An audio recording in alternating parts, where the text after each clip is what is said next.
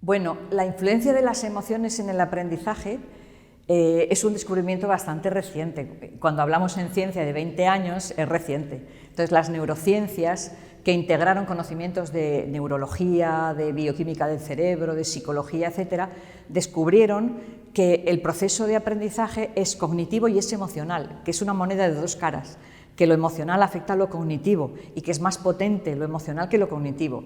De hecho, se investigaron que hay algunos estados emocionales que favorecen el aprendizaje, porque el cerebro emocionalmente está más predispuesto no solamente a adquirir conocimientos, sino a memorizarlos y a prestar atención, y sin atención y memoria no existe aprendizaje.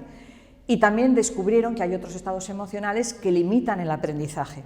Limitan tanto la atención, porque desvían la atención al elemento que se está enseñando y las emociones dirigen la atención hacia otro campo, no a lo que se está aprendiendo en ese momento, pero también que afectan muchísimo a la memoria a largo plazo.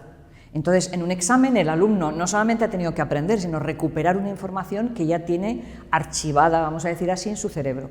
Y entonces sí se ha demostrado que, por ejemplo, la curiosidad, la alegría en cuanto al contento, el estar bien, estar satisfecho, sobre todo la confianza en uno mismo y la confianza en los demás, todos son emociones y estados emocionales que favorecen el aprendizaje.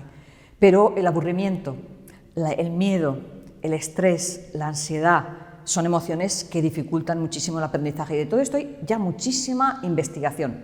Yo plasmé en uno de mis libros, que se llama Aprendizaje Emocionante, precisamente este cúmulo de investigaciones que a los docentes les viene muy bien, pero también a padres y madres, el conocer qué estados son favorables para que su hijo o su hija dé un mejor rendimiento. No hay un estado emocional estrella, las emociones todas son necesarias. Venimos de fábrica en el ADN con 6 emociones: alegría, tristeza, miedo, enfado, sorpresa y asco. Eso significa que si las traemos en el ADN, son adaptativas, nos sirven para dar respuestas polivalentes en distintos momentos de la vida.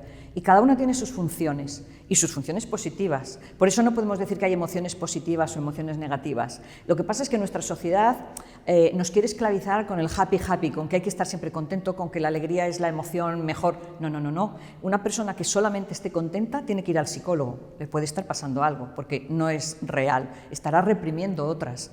Entonces, las emociones son como los colores, se van mezclando, van apareciendo, llegan a tu vida, te dan una información, si la sabes gestionar, las echas fuera para que no estén demasiado tiempo contigo, pero todas te aportan cosas interesantes. Y por eso hay que educar a los niños y niñas desde bien pequeños para que no tengan miedo del miedo, por ejemplo, porque el miedo garantiza su supervivencia, para que sepan que estar enfadado no significa ser agresivo o violento, que se puede expresar el enfado de una forma normal, sin dañar a nadie, que la tristeza es normal, porque a lo largo de la vida nos pasan muchas cosas que nos generan esa emoción.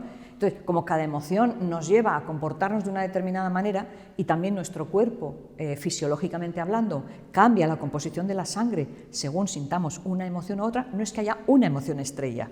Hay emociones que nos ayudan a estar bien y les llamamos emociones positivas, y hay emociones que nos provocan malestar y se suelen llamar emociones negativas, pero no son malas, simplemente nos provocan malestar y hay que saberlas gestionar, tanto unas como otras. De eso voy a hablar hoy en la conferencia.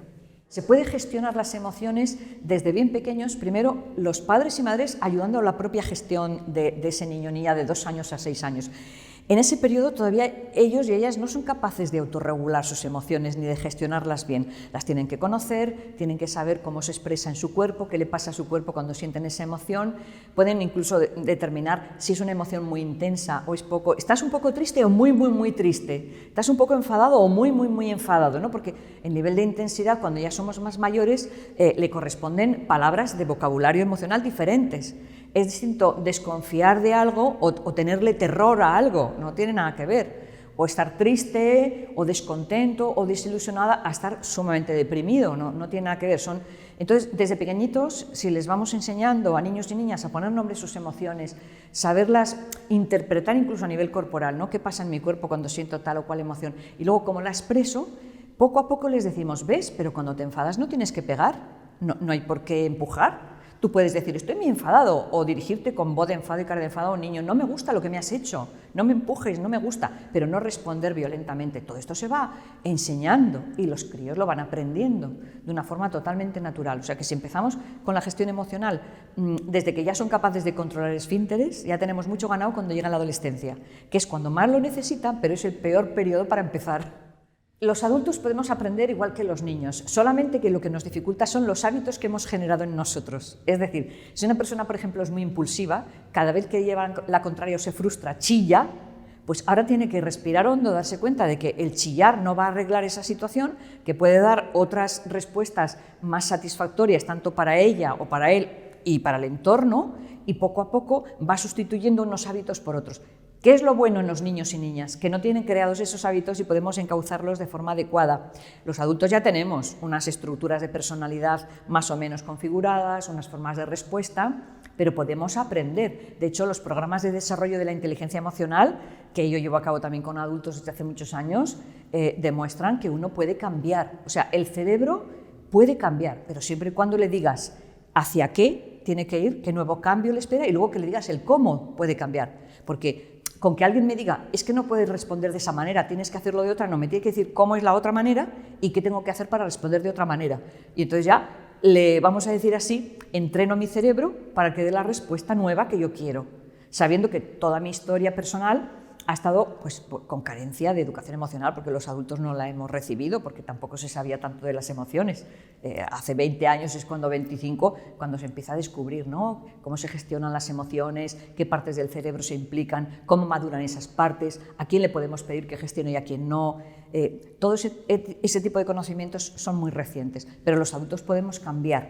Siempre que queramos, también otro elemento, vamos a decir, básico en la receta es que yo quiera cambiar. No que los demás me digan, es que tienes que cambiar, no, que yo quiera cambiar, porque no me siento bien gritando cada vez que alguien me contraría o me lleva, yo qué sé, o me frustra, y luego que sepa cómo hacerlo. Entonces, al cerebro le vamos dando, vamos a decir, nuevos circuitos de respuesta que tienen que intentar contrarrestar los antiguos, esos antiguos mecanismos, a lo mejor de respuesta impulsiva, que podemos hacer daño con las palabras o con los gestos o con las actitudes. Claro que se puede entrenar, pero es un entrenamiento. Yo siempre digo como el aprendizaje de idiomas. Si tú a un niño pequeño, a una niña, va aprendiendo inglés por inmersión lingüística, porque oye a sus padres o madres o abuela o aprender inglés, pues se empapa del inglés y no lo aprende, es que lo absorbe.